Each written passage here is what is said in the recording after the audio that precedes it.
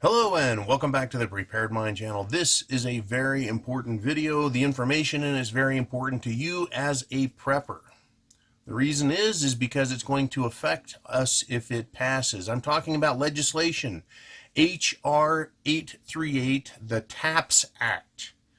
There is a lot of red flag laws, this, and ideas that. The TAPS Act, to me, is something that's come up that really should give us pause, because it's not something like let's get rid of a certain type of magazine. It's the creation of a bureaucracy. It has a very heavy Orwellian feel to it, very much Nazi-esque, if you will. So I've got two links. One of them is to chrisannhall.com. She is an attorney, Juris Doctorate, very intelligent, very thoughtful, and very constitutional. Additionally, if you would like, I would recommend watching the other link, which is her video where she does an interview talking about it. So I'm going to talk about it a little bit. I'll give you my take on the TAPS Act and what it means. So the text of the TAPS Act is being pointed to as an answer to the current gun violence. Okay, the TAPS Act will create a brand new bureaucracy under the authority of the Department of Homeland Security. That's very much reminiscent of Germany when they created their version of the Department of Homeland Security. They didn't call it the exact same thing, but it's similar. And under that, they had what? They had the SS, they had the Gestapo, they have their police forces, their snitch forces.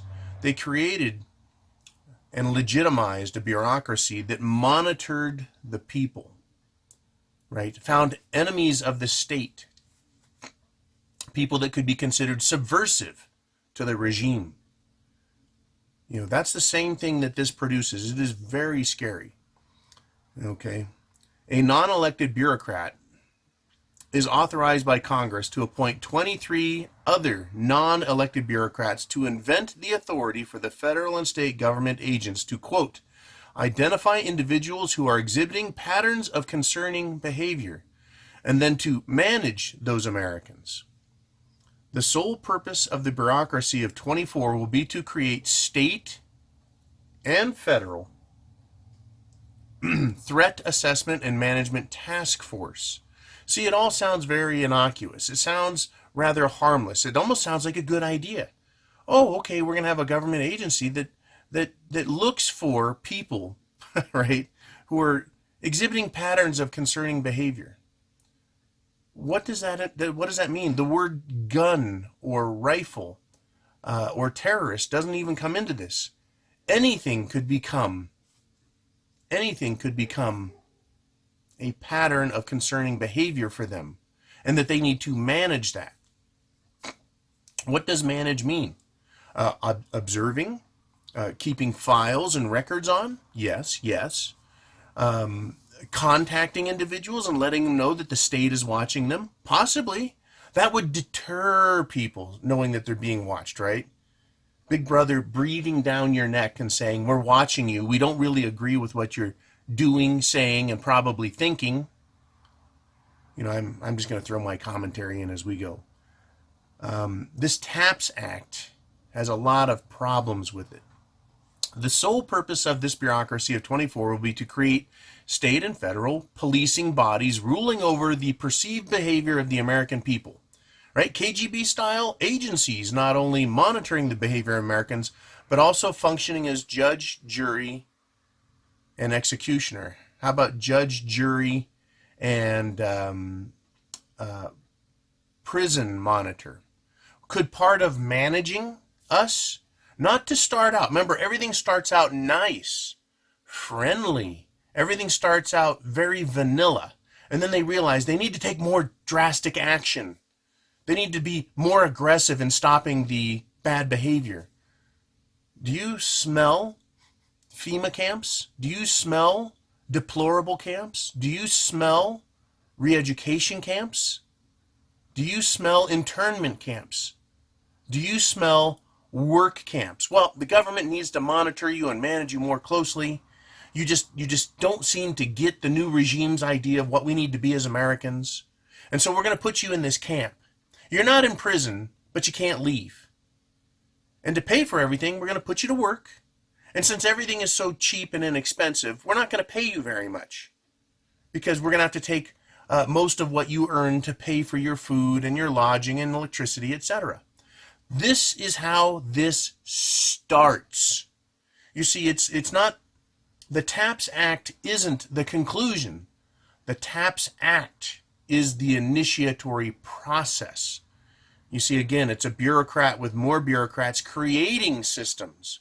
And trust me, if they've gotten this far, those systems are already created in the minds of those, and they just need to do their lawyerly writing out of rules and regulations.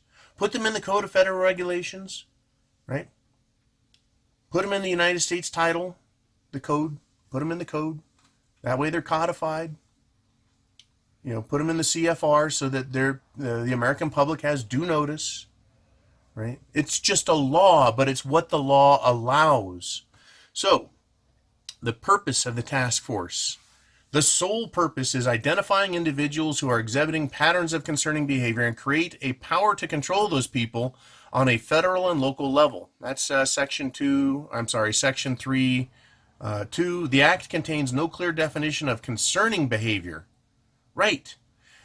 They use broad terms so they can be changed, moved, they can be broadened, or they could be narrowed. But the power is always within the government to do what it wants when they're given broad language like this. You know, there's no clear definition of what concerning behavior is. Like, once again, there's nothing mentioned about guns here.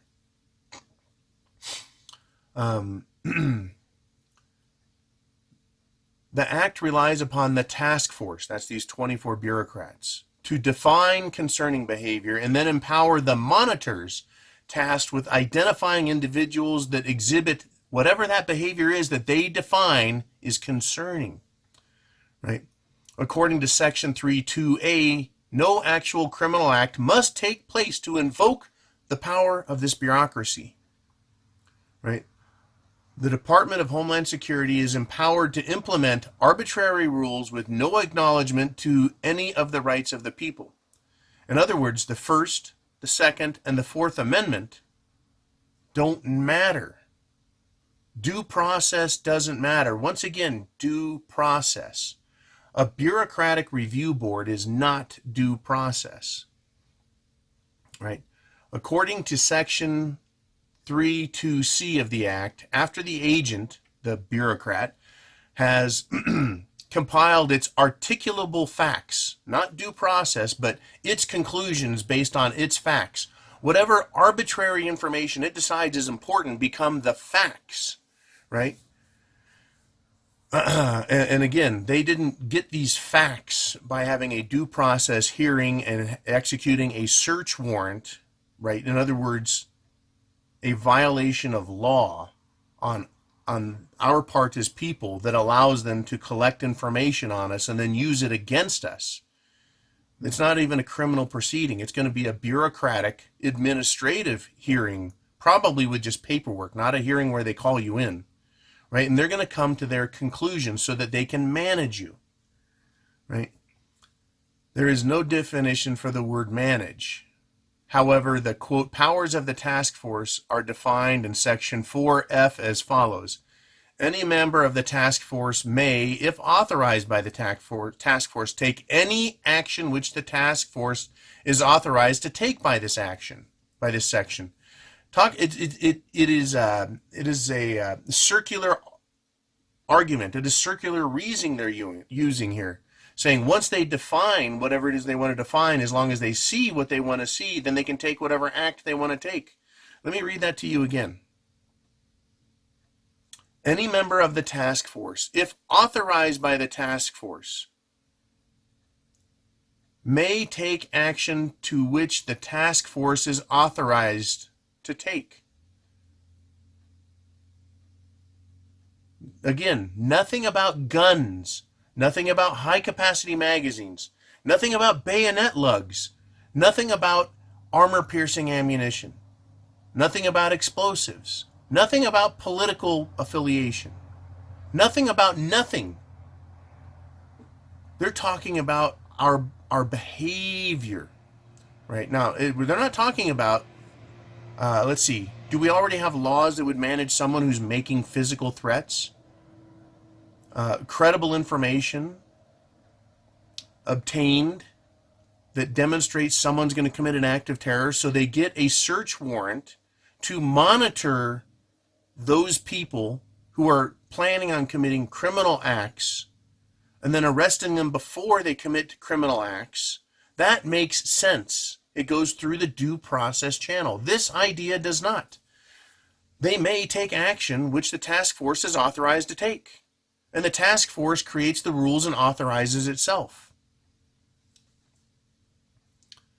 While there are no guidelines created by Congress on how this bureaucracy is supposed to define the word manage or identify, Section 2 of the Act establishes that the task force will create its own guidelines and best practices. The Nazis did the same thing. They, right, developed guidelines and best practices on how to deal with enemies of the state. So did the communists in Russia, China, Cuba, and all other places. It is not by using language, by developing guidelines and best practices. I could do that. Terrorists do that. They come up with their guidelines, kill everybody. Their best practices, well, C4 and AK-47s. That's their best. It makes it sound like they're actually going to put a lot of thought into this. No, it is political in nature. Say you don't like any social program. You don't like gay marriage, for example. Say you don't like gay marriage. You haven't committed a crime. You haven't done anything wrong. What if they decide that that is concerning behavior? Your belief system is concerning behavior. So they need to manage you.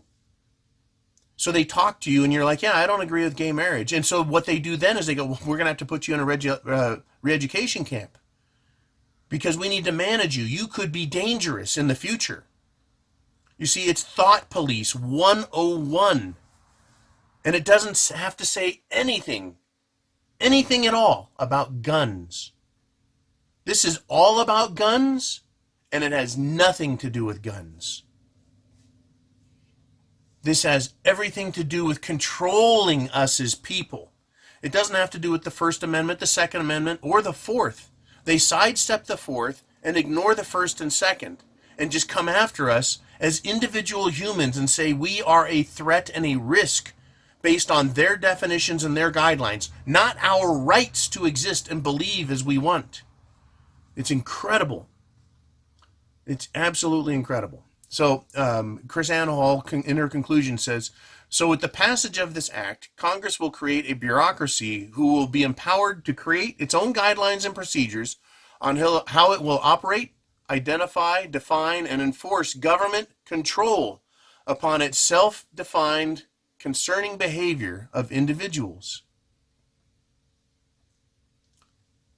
But as in every arbitrary law, the whole truth of its offense to the rights of the people cannot be fully known until the law is put into action.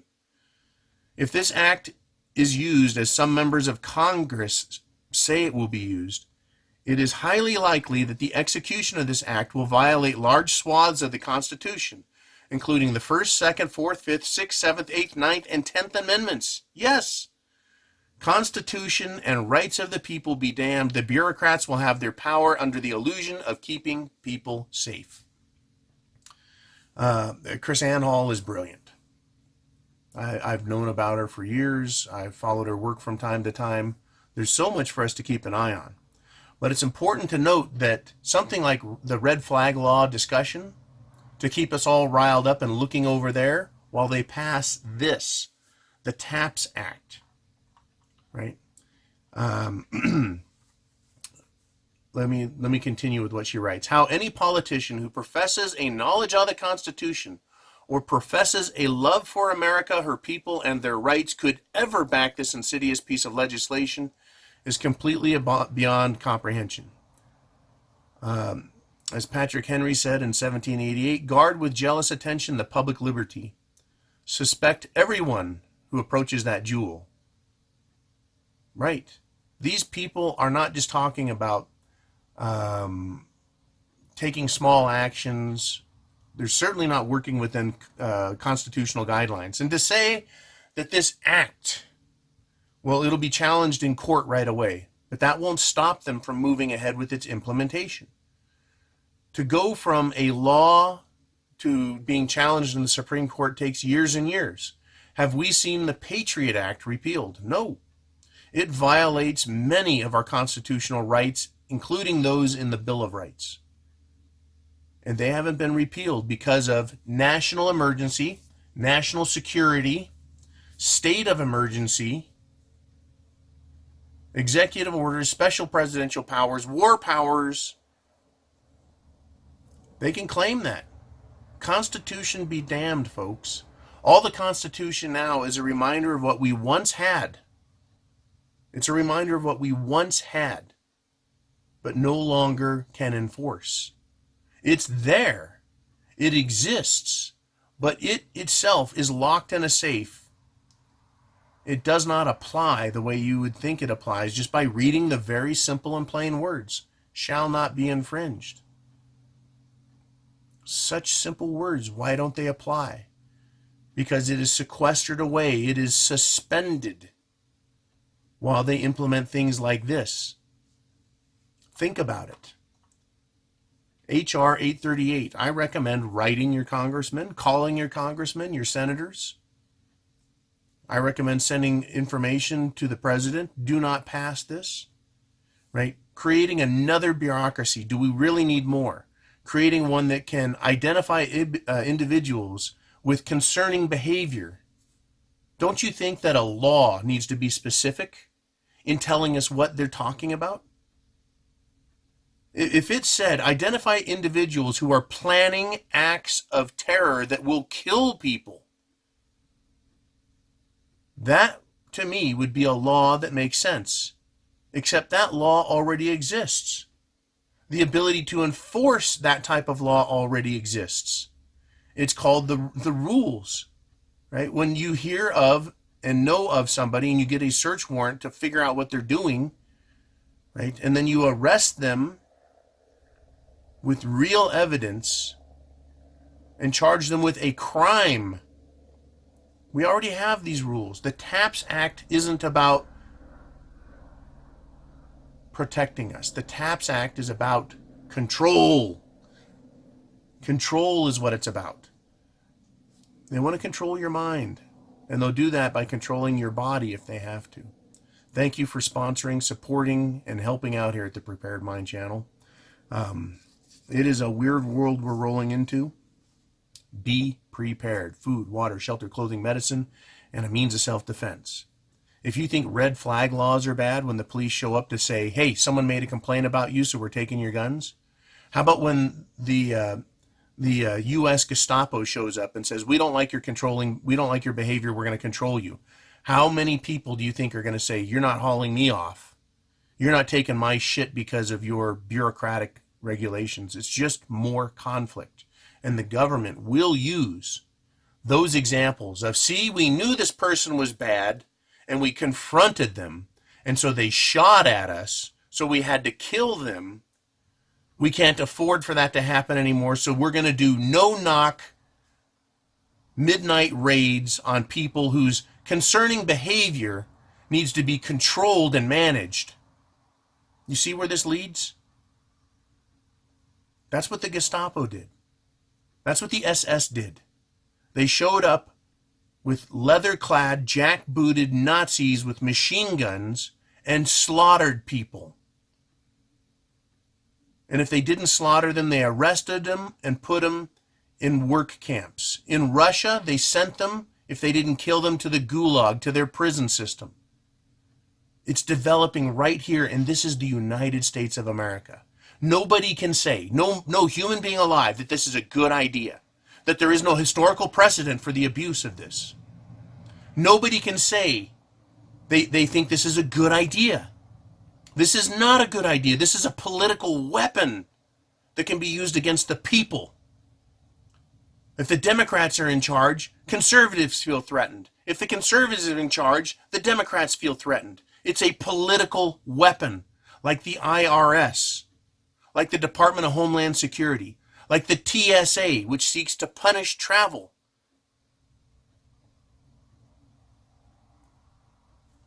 Get prepared now. Chance favors the prepared mind. Is yours.